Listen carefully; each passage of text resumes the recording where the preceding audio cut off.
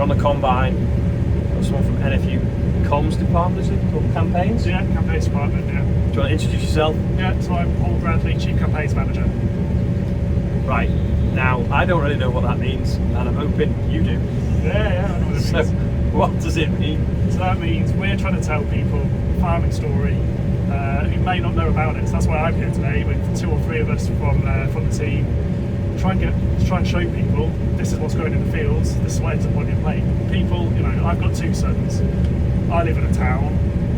I'm on the edge of the countryside, but my sons are probably going to grow up more digital than they are going to grow up doing anything else. So if I can get the story and help British farmers get their story from where I'm sitting now onto more screens, just like you do, then that can only be a positive thing. So that's a part of my job, but that's a big part of it. So you're sort of like not farmer facing, you're public facing to educate them about farming.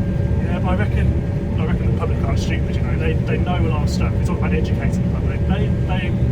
They're not daft. We just need to lift the lid, show them some of the amazing stuff that's going on. I mean, I'm sitting in the cab with you now. This is great. More people should be doing this, but not everybody can come and sit in the cab and combine harvester for a day. No. So just trying to show people from cameras, all the work that people do around the harvest. You see on TikTok, you see on Instagram, that all happens. So when you were at school, what did you want to do? Be a journalist. And I've actually heard a rumour today that you were in some pretty crazy places being a journalist. I've wanted to be a journalist because it's loads of different reasons, but when I was in my 20s, I've been privileged really to be out with the field hospital in Iraq, Afghanistan, been out to Israel, West Bank, Palestine, following quite a lot of interesting people and their stories. But I've also, main part of my job over years and years was reporting on local issues, church faiths and all that stuff really matters. So that's probably more of what I've done. There's been a few exciting days here and there, but 99% of what I've done is speaking to normal, ordinary people and trying to tell people their story. Did you get to meet Kate Adie? Didn't meet Kate Adie. Who else is the guy that goes through all the war zones now? So John Simpson's the most probably well-known one. I'd say he's probably the best sort of war reporter out there. Kate Adie's obviously really, really famous, but I got to go to some pretty interesting places. But then you go there and you feel privileged to be alongside squaddies.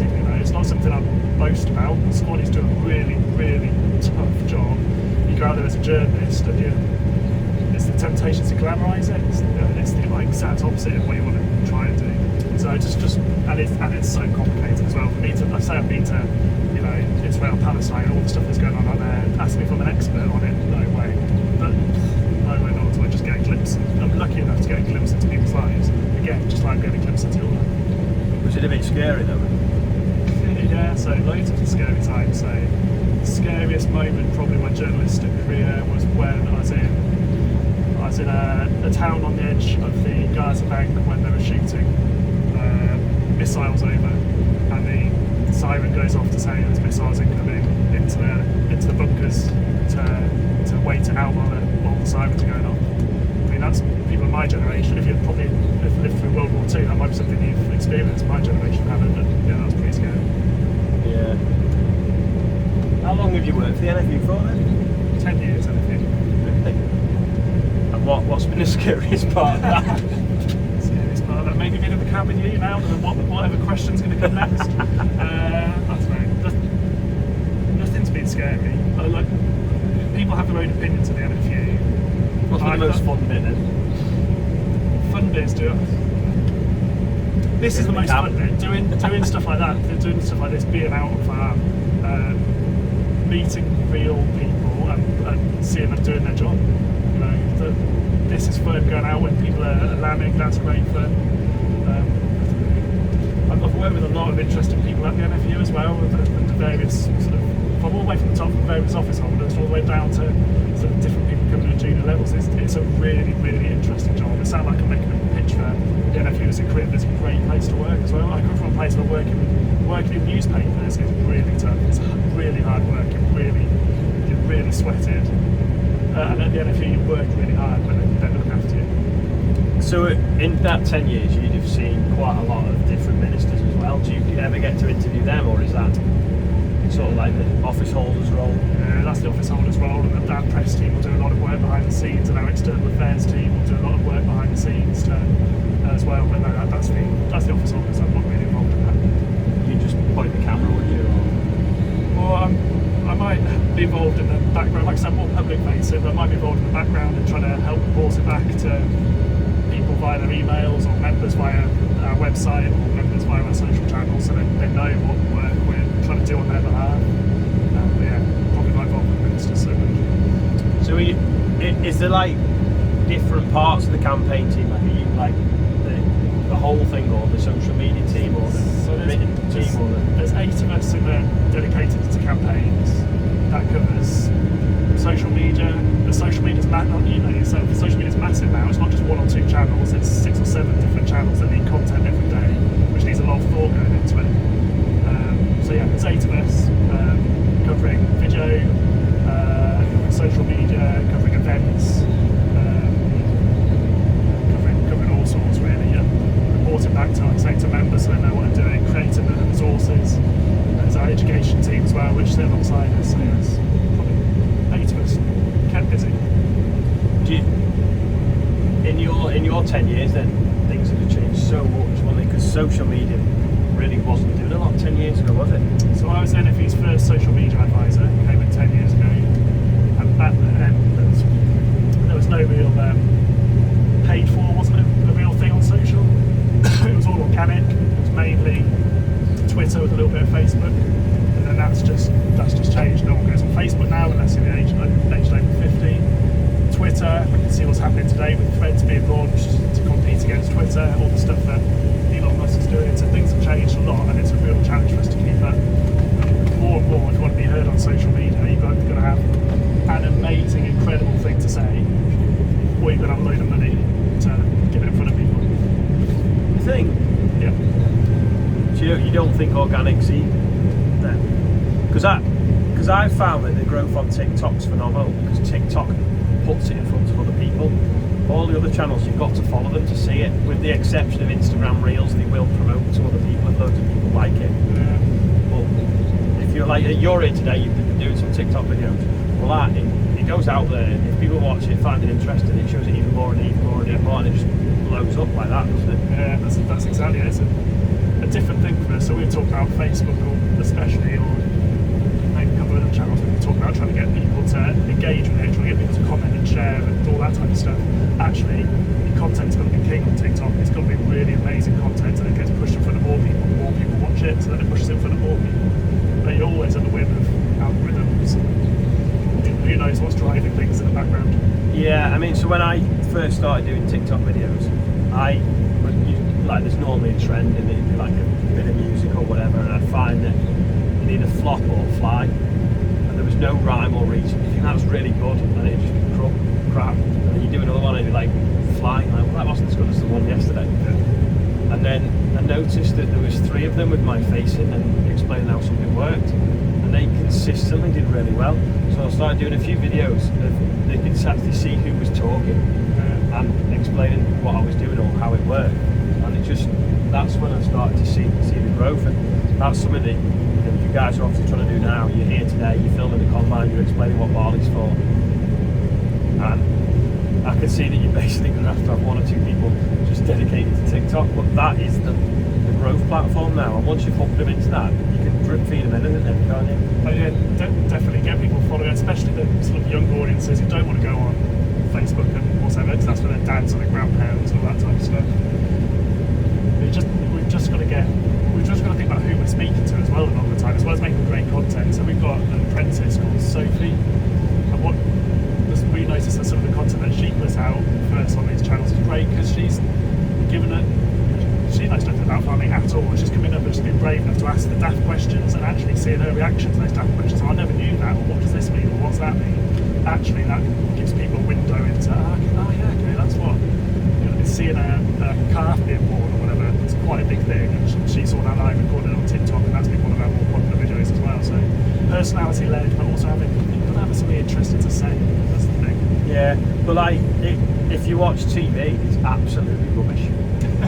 And we rent office space out to people my age and above, say, they'll send me TikTok videos that they found interesting, and I think, well, you're older than me, what are you doing watching TikTok? And it's because it's better than TV.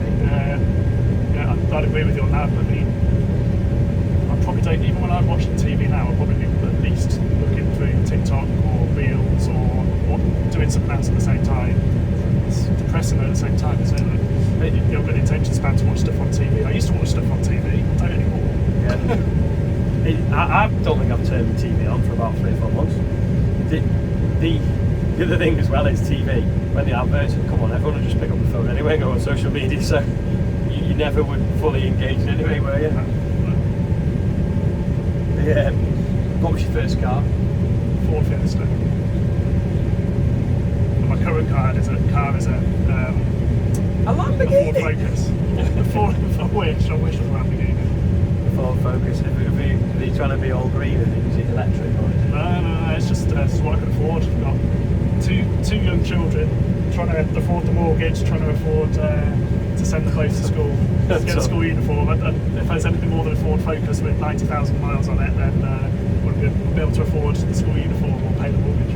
Don't talk to me about mortgages. Oh my god, interest rates at the moment are just moved house. Oh, what I don't get is, so there's people that have got money in the bank, they're doing fine. Now they're getting paid loads of interest on that money, so they can go out and spend it.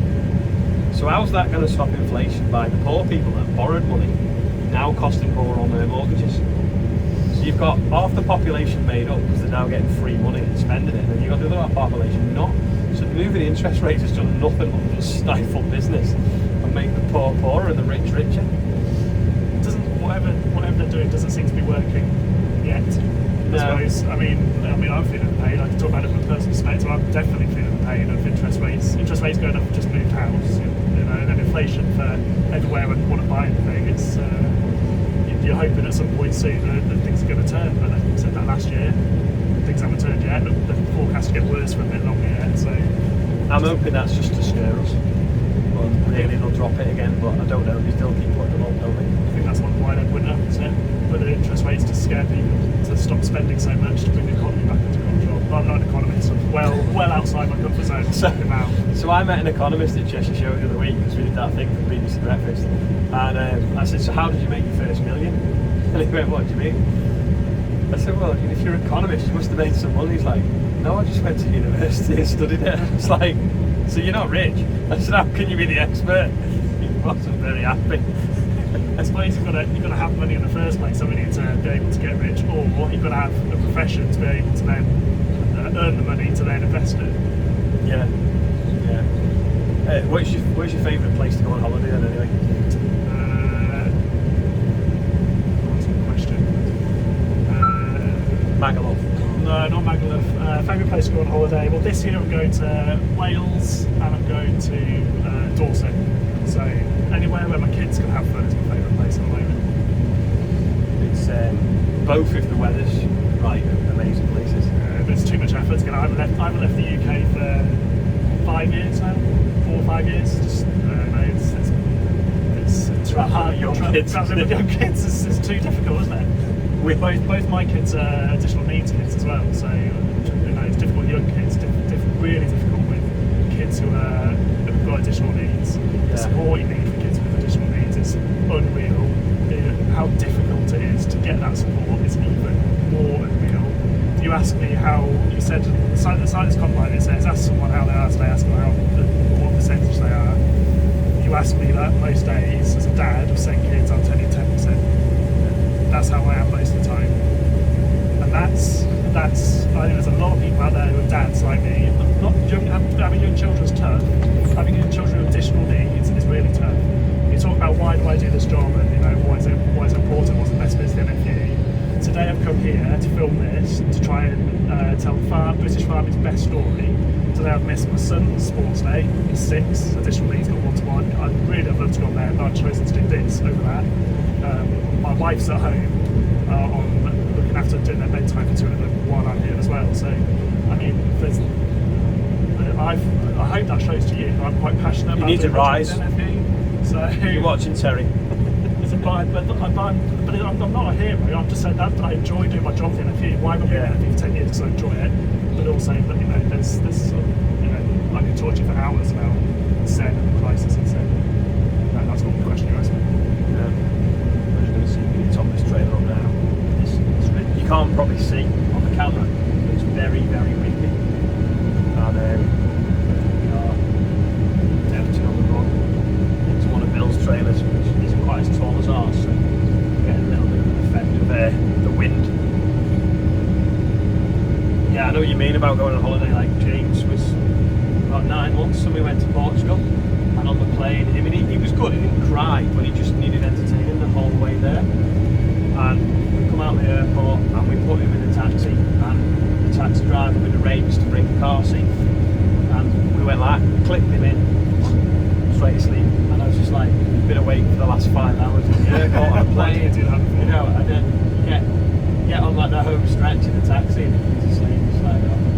The last time we did go abroad was when I had one boy and he was maybe less than a year old. We went to, I don't know, Mallorca or something like that, but he was so small that you put him on your lap rather than having him, it's probably so small, you just put him on your lap on the other end seat. But to go to sleep, we put him underneath the seat in front, and he went to sleep for 2 hours. I'm not sure you're supposed to do that. I think you're alright as long as you're not on an emergency exit. Just that he slept for the whole time when you were on the plane. And we were quite popular because the people around you when you get on the plane with a baby, you're not the most popular person in the world. They all look at you, So when he slept, everyone was really. To be fair, he was supposed to be in a lap belt, but we did book a seat for him as well, thinking that we'd curl him up when he'd sleep, but he just stood on it, wanted to put the window blind up and down, up and down, up and down, up and down. Which isn't annoying at all, is it? So, where you are in the NFU now, are you happy where you are, or do you want to progress, or is it a big team? Is it? I'm very happy with where I am. I've worked hard to get to where I am over the last 20 years of my career, 10 years in journalism, 10 years in NFU, so I'm very happy with that. My life is very, very full. Like I said, 2 young children. One's 6, how old's the other one? The other one's 4. Oh, right, yeah. So, just moved house, just come out of the pandemic. I've got what I'm very happy with life and where I am. I've got my balance just right. Yeah. So you don't want to be a farmer? I'm sure we're very good at it. That's why I'd be terrible at being a farmer. Neither am I, but you just don't know any different. Yeah, have you done? Having this whole operation is amazing. I think being able to do this plus all the other stuff you do and have a life and go on holiday, you do a huge amount.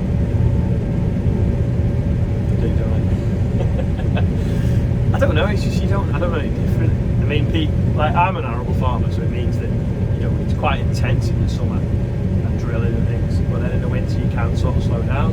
Problem is I have a massive machinery obsession, so I have to have lots of diversification to fund the machinery habit. Yeah. So that means that there isn't really that much of that downtime. And then they're doing a video every day. That's actually quite easy. It's the stuff that the spin-offs, like, do you want to come to this show? Can you come and do this? Do you want to come to do a question time for us?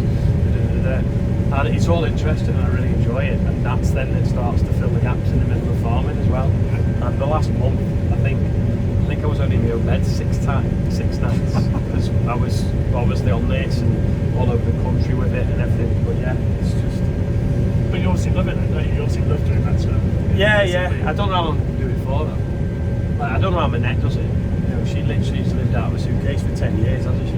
It's going to be a massive shock when she sort of stands down as president. I think if you become an office holder, it takes an amazing amount out of you to be on the go all the time, to do all the things representing all the members, trying to keep all the members happy, trying to do the best for in front of politicians as well, and then run a business. I don't know how any of the office holders do it, but 2 years, I like 4 or 6.